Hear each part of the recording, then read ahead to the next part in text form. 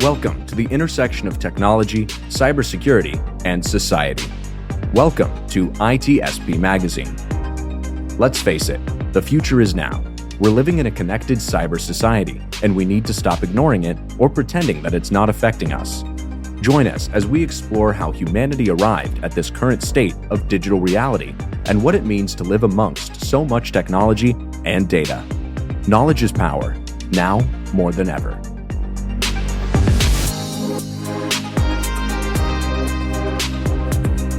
Black Cloak provides concierge cybersecurity protection to corporate executives and high net worth individuals to protect against hacking, reputational loss, financial loss, and the impacts of a corporate data breach. Learn more at blackcloak.io.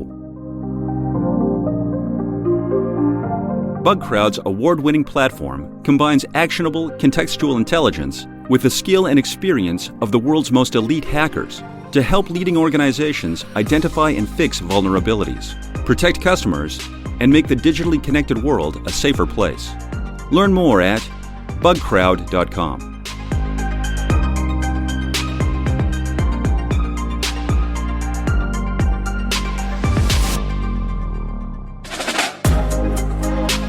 All right. Good morning, good evening, good night, wherever you are. This is Marcus Chappelli with ITSP Magazine, and this channel is called Redefining Society. If you pay attention to names, we're talking about society here, and we're redefining it. And I think there is no better conversation about redefining something and for the society than talk about education.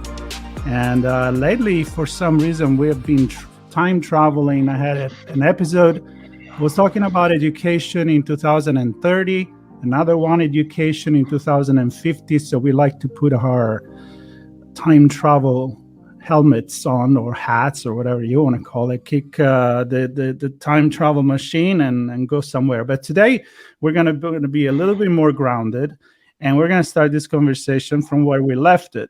Now, you may think, well, I didn't hear this conversation. Is because we left it not recorded.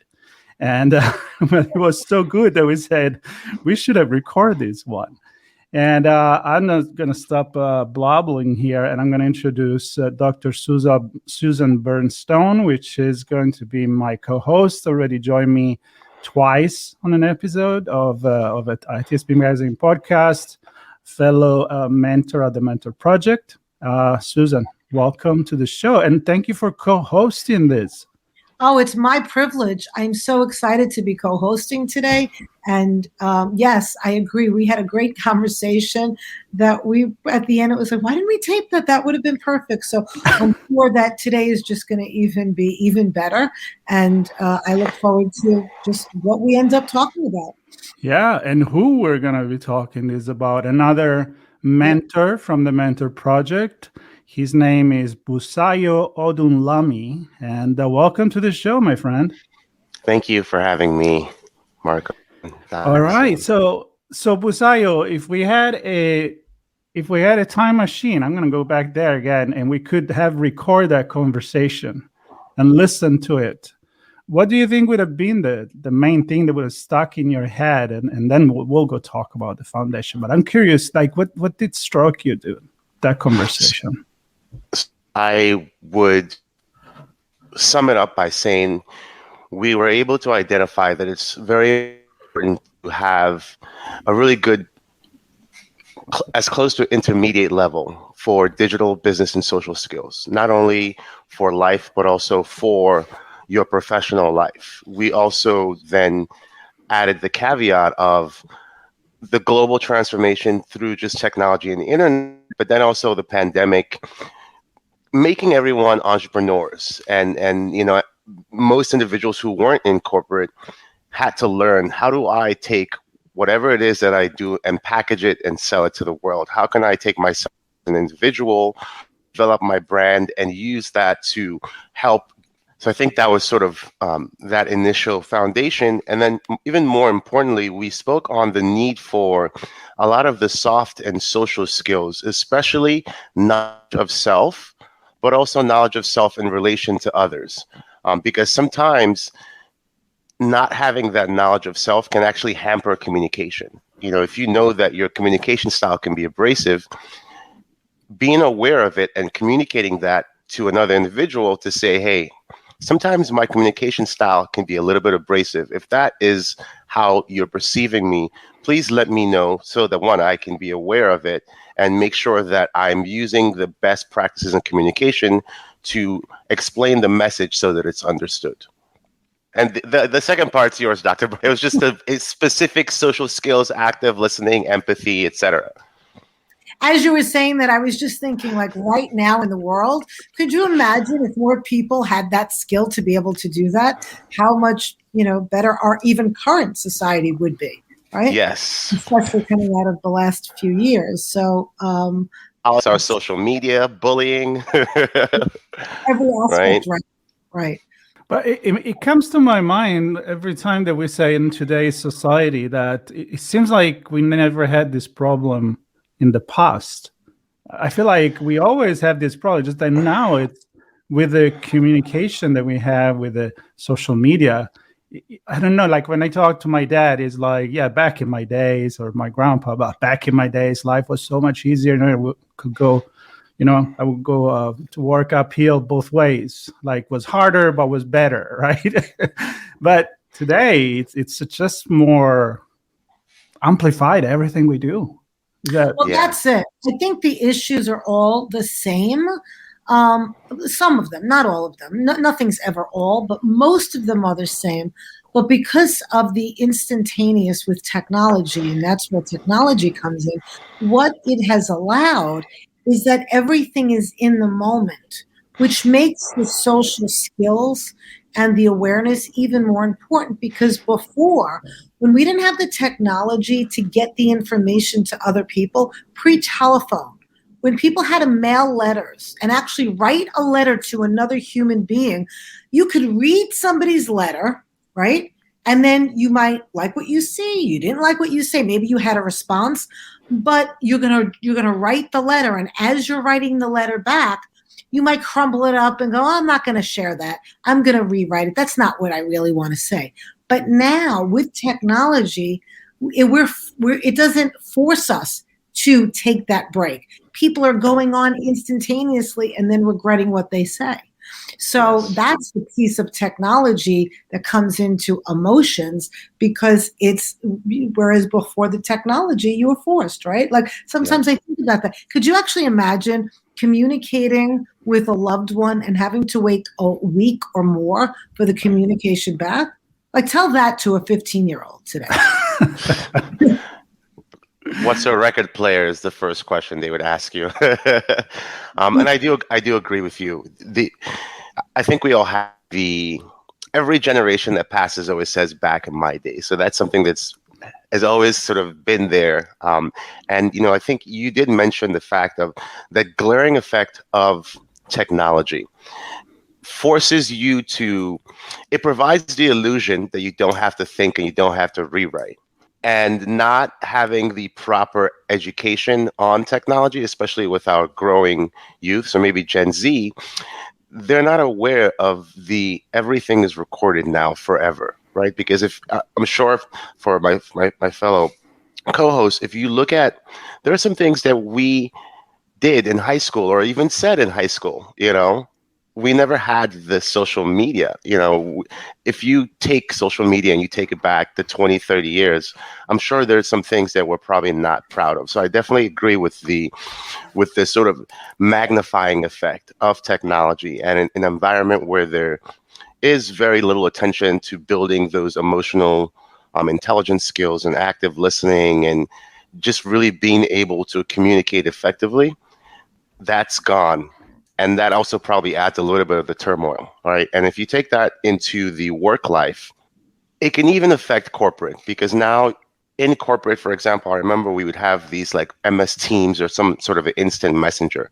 So you're trying to do your work, and you have to balance doing your work with the messages that just keep flooding in.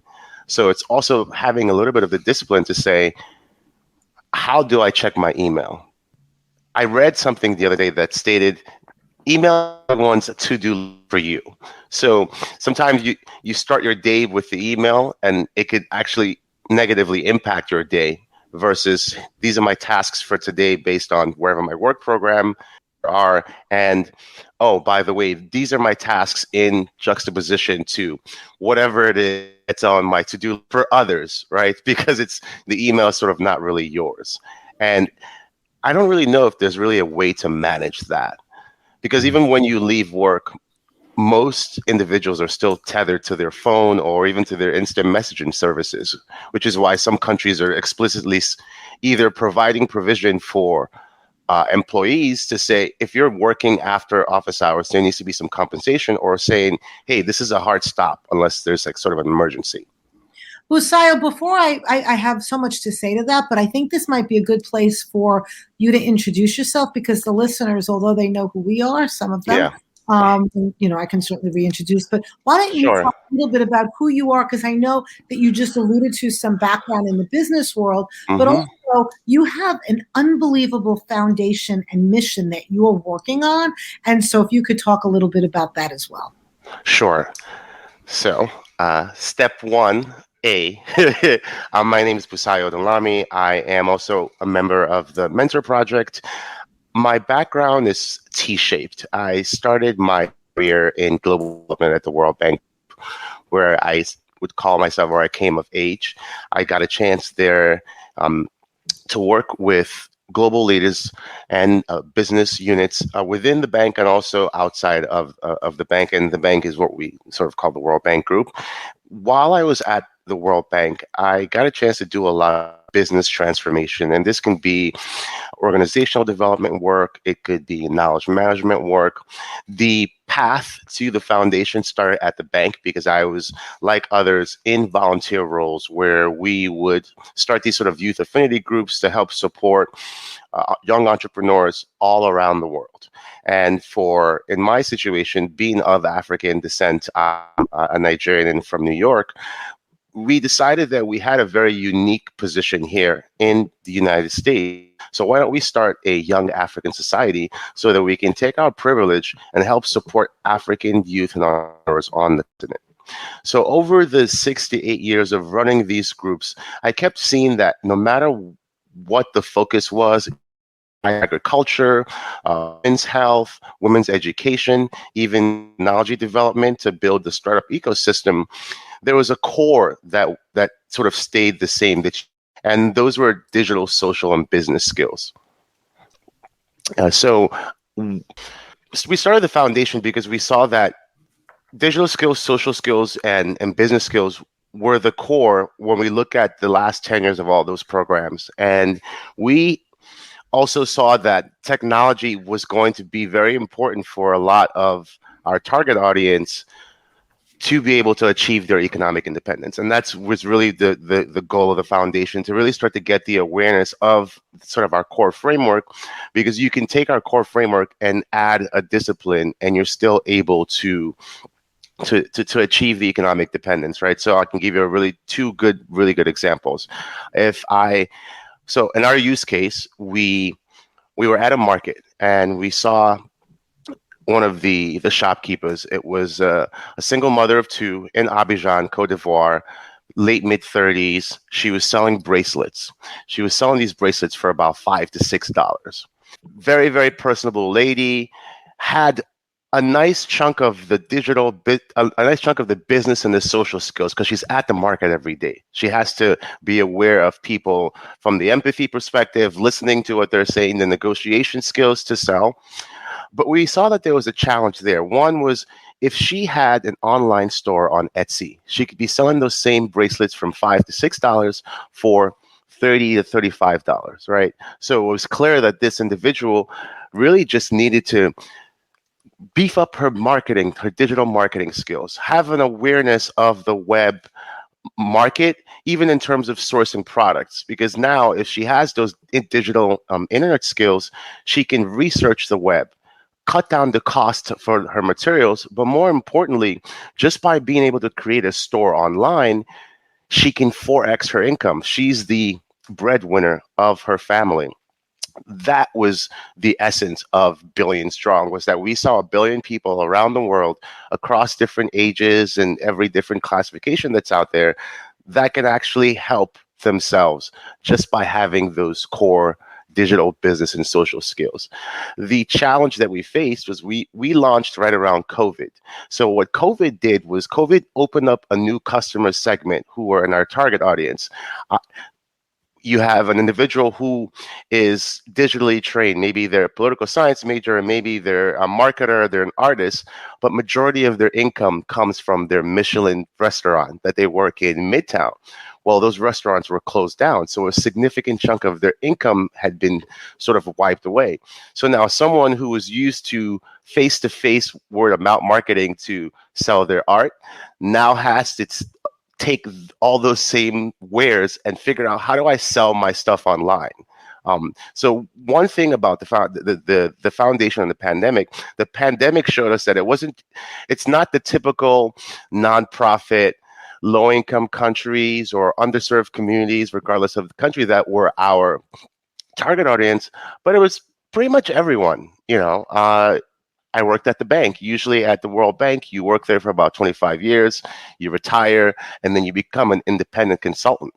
Well, you don't have the backing of the bank anymore. Now you have to be the same independent thought leader you are, but online, right? So now we're seeing that the digital, social, and business skills aren't for just low-income individuals affected by COVID, but also people moving into a different stage in their career.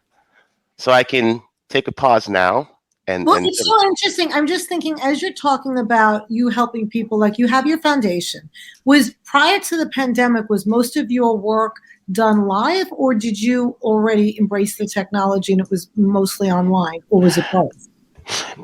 So it was a little bit of both. Right before the pandemic, we had a good traction on possible partners. So local cities around the country, the United States, that were trying to figure out, how do we engage our local populace, right? And we were in talks with a city state in Florida where they had a really good plumbing and water sort of port style gigs. But port style gigs and even plumbing, part of it is getting a little bit digital.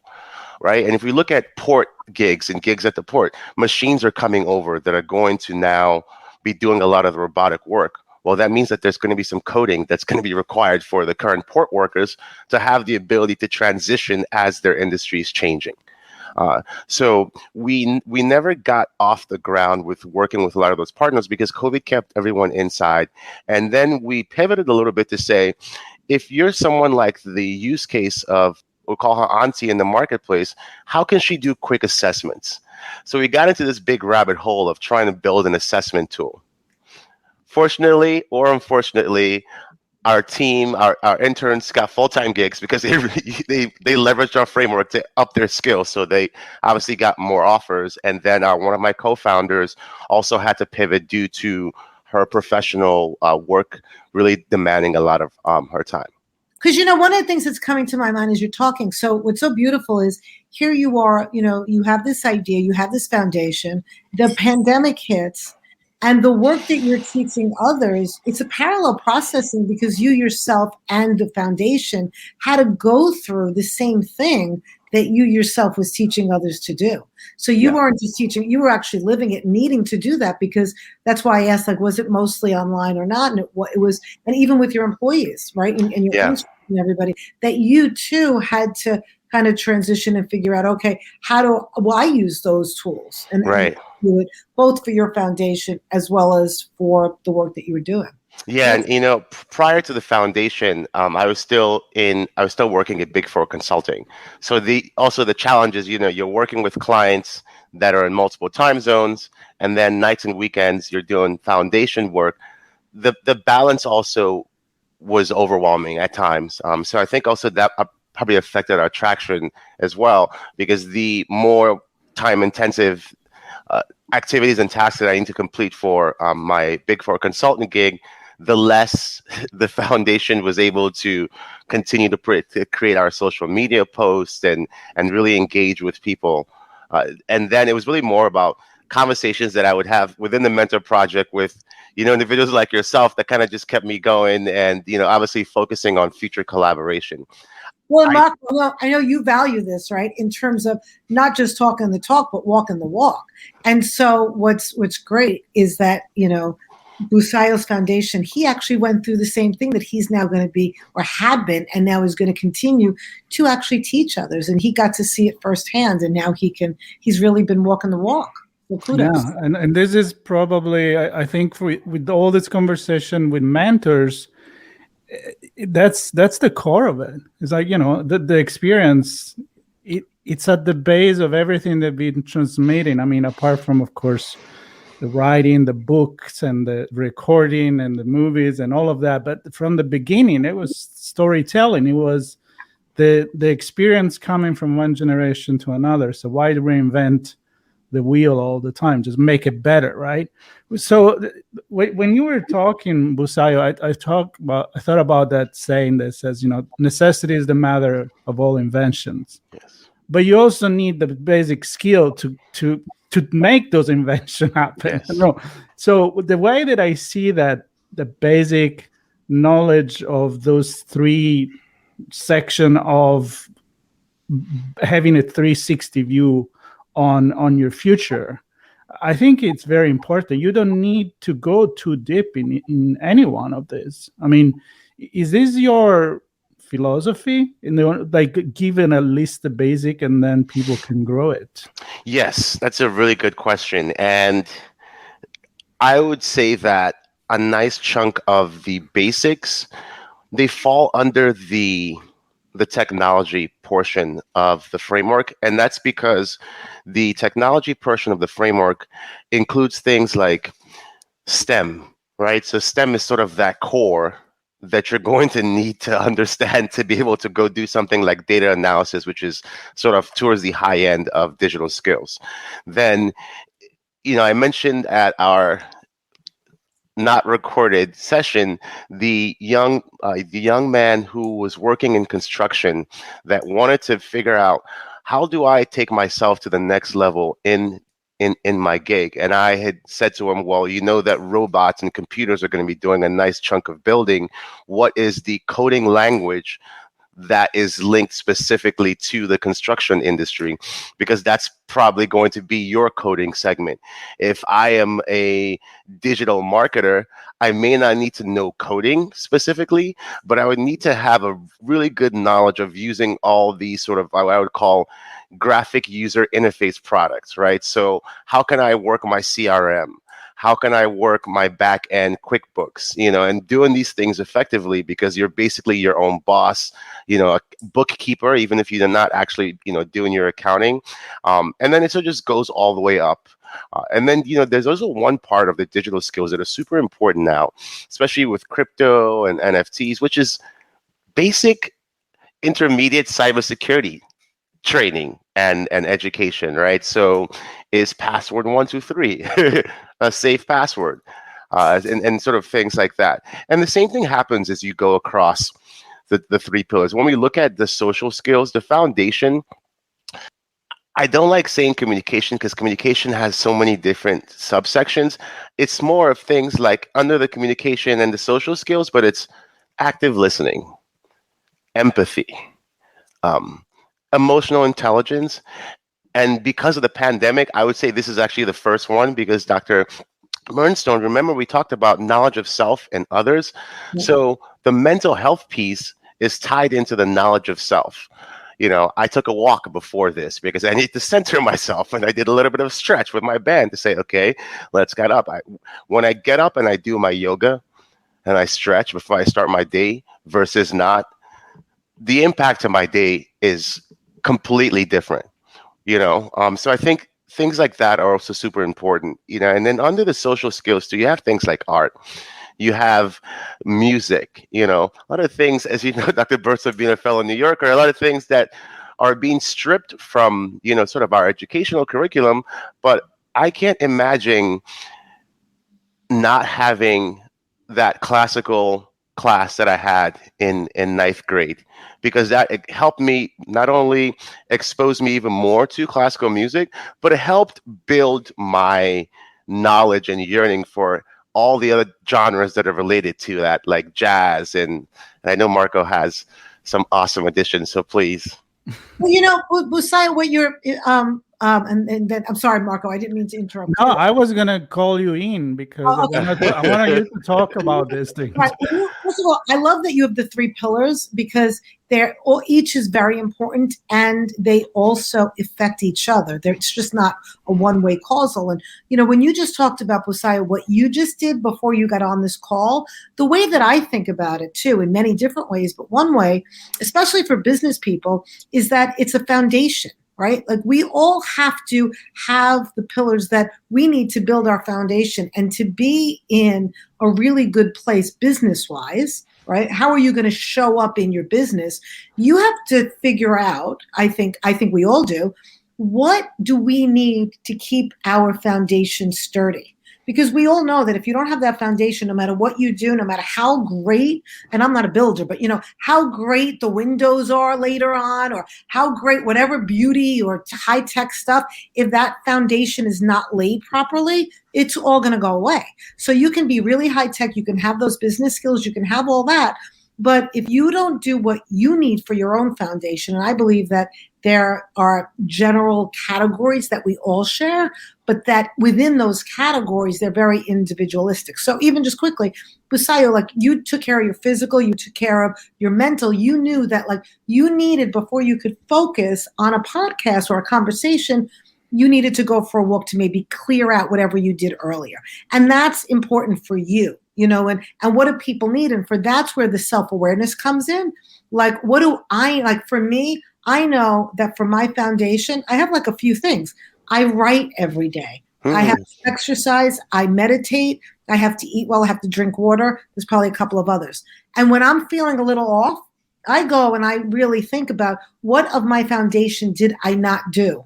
If I skip exercising for a few days, I get really cranky. Yeah. And then I have to go back and go, oh, I'm cranky. What did I not do? Oh, okay. And that's so key. And so for people who don't like the words emotional intelligence, or they don't want to think about it, there are people that just don't like that language, and that's okay. So think about it as what you're building your own personal foundation. Right. So that when you get to business, you can show up. And so that's why I love, Busayo, that in your foundation, that's one of the three pillars that you're really focusing on. There's so many reasons why it's important, but I know Marco wants to say something.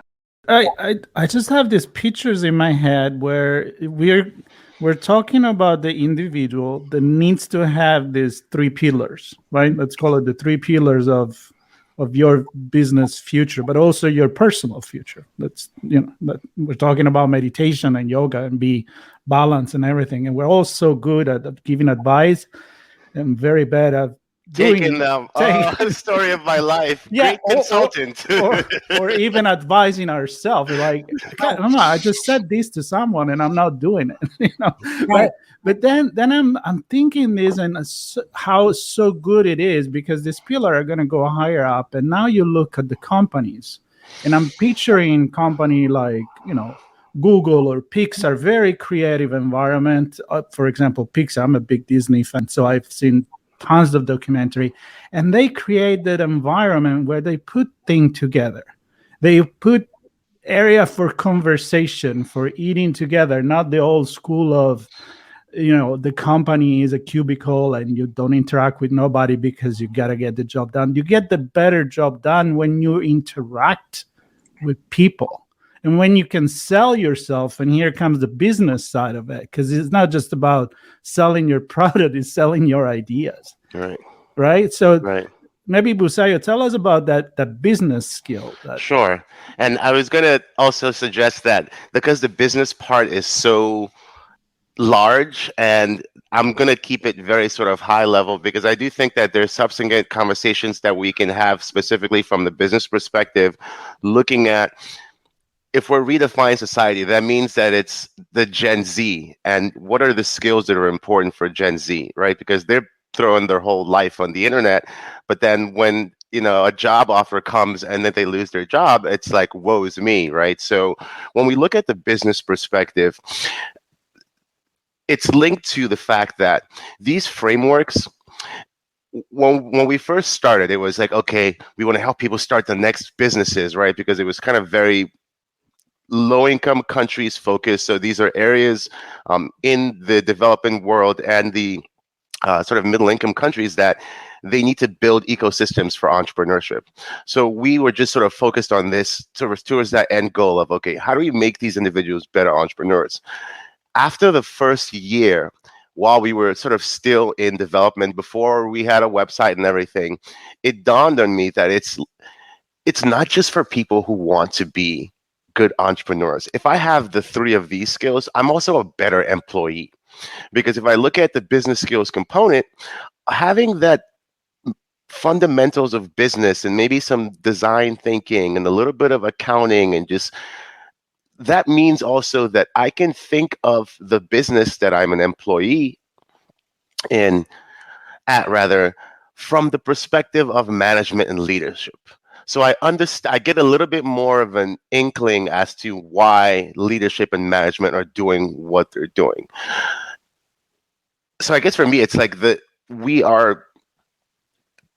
business core now is not just always about you going to build a product or service, but it can even make you an ideal candidate for the entry level jobs, right? We sort of are always preaching at the foundation that these are sort of part of the core that's required for you to get access to entry level jobs. A great use case. So when I was still up in New York, there was a new coffee shop on my block in East Harlem, Frenchie's. And I was working there in the afternoon, and in New York, there's a huge population of the elderly that their main source of income is picking up our recyclable cans and taking them to the depot. And you had a lady, she was kind of coming up the block, and she had the cart where she was picking up the cans, and she peered inside. To the left of this lady were two large signs: now hiring bakers, now hiring customer service individuals, right? I would bet that lady is already a good baker and that she can learn the French way of creating the pastries and the food at Frenchie's. She's also a target, audience member. And how do we get an individual like that to know that they have a shot at those gigs? Right? Because for 3 to 6 months, there was only one person working at Frenchie's, and she always looked so mad because she was doing everything. She was serving, she was cleaning, she was taking orders. And there are lots of individuals in my neighborhood in East Harlem that I'm sure with the right upskill. So, we talked about the way New York could be abrasive, but having the awareness to know that for customer service, you have to take your personal self, bring it to work, but you have to put it in the back to focus on the fact that my job is a customer service facing job, right? So regardless of how people communicate in my culture, in the professional culture, I have to solve your problem with a smile. Busai, I was also thinking, you said so much in there, but I want to follow up with a question because you talked about like the entry level social skills needed, all the skills needed. I was just listening the other day to research on the PETA principle, which is, people are promoted to the level of incompetence. I don't know if you both are familiar with that. And then, that's an old saying in this country, the PETA principle. So, but they actually did some research on that. And as you were talking, I was wondering, and I don't know, I don't know how long your foundation has been. I think it's just a few years. I don't think it's changed over time. So when I was in DC for the sort of my initial stint at the bank, we focused more on running events and raising funds for nonprofits that help support some part of the pillar. After I did a project at my Big Four firm, I saw that I didn't want to wait for my firm to help sort of support the space, that I could leverage my network to at least have this entity that we can build so it's sort of going its own way and it can partner with people as required. So that's but prior to that, while I was still in DC, it was really more of actively engaging with nonprofits across the 3 pillar spaces. So it could be one really cool one was in South America, and they did they used music and street musicians and everything about that to help build a community, to then help the individuals who were in those areas find little ways to make money, because they had a lot of, and then what they would do is, for the street musicians, they would then give them entrepreneurship training, right? Because what I was thinking is that I was thinking ahead, right? So I'm thinking also futuristic in that. So all the 3 pillars that you're teaching, and maybe, somebody needs more of one. And you mentioned you were improving their candidacy as an employee, making them a better employee. And I'm thinking, wow, like down the road, does it also make them a better manager also? Because we know that there's management level and above, that they're missing some of the, especially the people skills in that. And I was just thinking ahead too. So, I'm already thinking, okay, do research, see, long term. So I know that you don't have that yet, but it'll be interesting to see. And I'd like to know what your thoughts are on that. So that's getting into my down the road career when I go to doctoral. I'm still about 8 years away, but for me, that is a huge part of success at work, because I have this theory, and indulge me here. You have a lot of managers that are promoted because they're technically skilled, but no one takes the time to help build them as managers. So I'm going to get into my org side, right? So that's, how do I communicate up? How do I communicate down? Group dynamics. I'm a manager with 8 to 9 direct reports. We need to go through the norming, storming, performing stages to actually reach that optimal area. Are these managers even aware of it? Right. So I totally agree with you that there are parts of it that are required. And, for managers and middle management, it's really hard to be a manager today, because you become a manager, they give you direct reports. Now you've got like these managerial things that are required for you, for the firm, for its financial success. You still have to upskill your leadership skills. You also have to upskill your own skills so that you can become a senior manager and partner, etc. All real time, right? So at least for a lot of the companies that we were working with, we were helping them to start to build centers of excellence for change management and how for leadership development, to make sure that there was enough of a balance, and not really just putting everything on the managers. And, in terms, you're right. And, in terms of, Marco, with technology, so many people are really good at like the technical part, let's say writing programs or doing something. And what happens is sometimes, because they're really good at that, they get promoted to lead their unit or that, that division. They don't have management. They don't know. They know how to do the technical stuff, but they're not taught that other pillar, and maybe they're not even interested. But so that's another. Don't get me started with management and team leadership, because when you're a manager, you manage a team, and I have so many examples in my head of how to do that wrong, yeah. and not so many on how to do it right. And I think that for a management position, of course, you need to have the technical know-how and the business know-how to get there. But if you don't have that social skill of keeping your team together, think about, let's an example of sports, right? Or even music, a conductor. He's not the one that knows how to best play each single one of the instruments. He's the one that actually bring the best out of the best that he can get. And so does a trainer or a soccer team leader or whatever it is. So yet again, another huge conversation that we could have. And my job now is going to be this. It's going to be, this was a I think an introduction to what this conversation could be, as each one of these pillars can break down in so many different areas. And I think this is the example of it. And I was sure it was going to be like this because that was our pre-recorded conversation. So if you all agree, I would say I'd be more than happy to have more of this conversation. Bring maybe together with the three of us, one more person on different episode to tackle more specific, because we definitely need more time to talk about all of this. And I love, Susan, your last wrap for this conversation. I just had mine, and then Busayo maybe can tell us how people can go and learn more about the foundation. Yeah, I just want to say this was great. And like I said, with the foundation, I love the interplay with the three pillars, and it's so important. And I also just want to, this is kind of a conversation starter. I'm going to end with this, that it's okay to also not be great at all three of them, but to be able to know what you're good at. And then know what angle, know where you need some more help, but it doesn't mean you're going to be that expert. And to stay in your both, it's a kind of a tricky balance, right? So you always want to improve, but also know, and then maybe get feedback and open yourself up to get feedback to others as well, because that's the important component too. Because sometimes we think we're really good at something, and then we hear from others, oh no, not so much. So it's both. So I think it's great, and I'd love the conversation and love to continue it.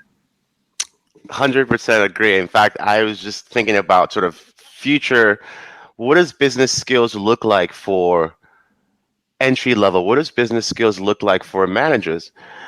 What does business skills look like for the C-suite, right? Because they have a even much more difficult task now of corralling an organization that's changing real time, locations changing. They have to figure out how to build a culture that can replicate the best parts of the face-to-face online. So it's definitely a tall heap. I definitely look forward to additional conversations, and you can find us, the Billion Strong Foundation, on billionstrong.me. So that's billionstrong.me. Wonderful. And we are going to have some notes on the podcast, so there will be link to this. Okay. Link to your social media, as well as the Dr. Susan and myself. So if this conversation made you think, we did something good today. And if you have questions, please go ahead and comment on social media. Let us know if you would like for us to talk about something else. And we'll just keep redefining society, because I don't think it's never going to be finished. So, yeah. And we're always looking for partners. So these are absolutely from government all the way to private, because you do have now, with like this push for Build Back Better across the country, you're going to have pockets around the country that are going to need to upskill their local populace, across the three pillars, and then tack on whatever industries that are sort of popping up there. At least for us in the Southeast region, manufacturing is pretty big right now. So being able to sort of upskill our local, we have a lot of work that needs to be done here in the States and around the world. And, we obviously definitely need to upskill everyone as much as we can. Yeah. And people can learn more about that on the website. So do that. Stay tuned. Susan, thank you so much. I really enjoyed this first co-hosting experience with you. Yes, it was great, Marco. Thank you so much. And I hope we'll do more. Great. At the end of the day, I don't even know what is a co-host anymore, I guess. It's just a conversation. We're sitting around this table and having virtual table, by the way, and having this conversation. Well, thank you very much. Stay tuned for more episodes, and check out ITSP Magazine for more stories and more interesting conversation at the intersection of technology, cybersecurity, and society, of course. Thank you all.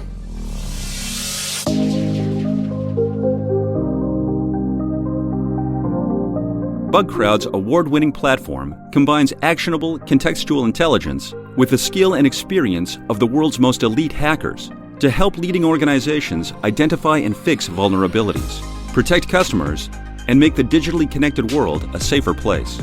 Learn more at bugcrowd.com. Black Cloak provides concierge cybersecurity protection to corporate executives and high net worth individuals to protect against hacking, reputational loss, financial loss, and the impacts of a corporate data breach. Learn more at blackcloak.io.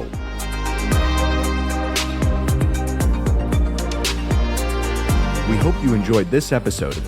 If you learned something new and this podcast made you think, then share itspmagazine.com with your friends, family, and colleagues.